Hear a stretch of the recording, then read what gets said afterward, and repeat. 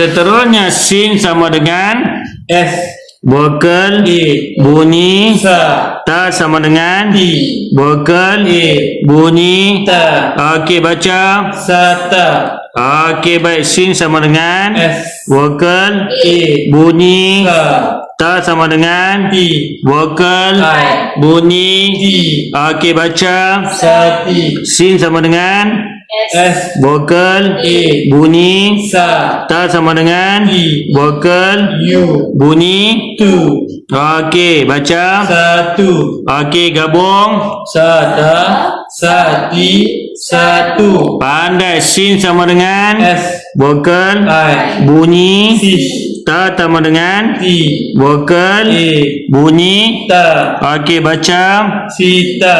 Okey, sin sama dengan S. vokal I. bunyi. Fish. Okey, ta sama dengan T. vokal I. bunyi. T. Okey, baca. Siti. Baik. Seterusnya sin sama dengan S. vokal I. bunyi. Fish. Okey, bukan bunyi sin, bunyi si saja. C. Si. Okey, ta sama dengan T. vokal U. bunyi. Tu. Okey, baca. Situ. Okey, gabung. Sita. Siti. Situ. Okey, baik. Seterusnya sin sama dengan S. vokal U.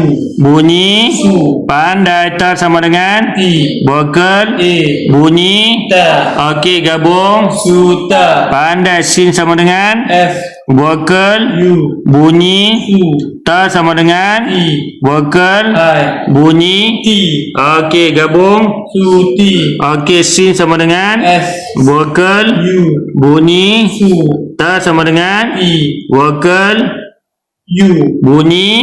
Tu. Okey, baca. Sutu. Okey, gabung. Suta. Suti. Sutu. Okey, sekarang kita rangkumkan kolom yang ke-8. 1, 2, 3. Sata.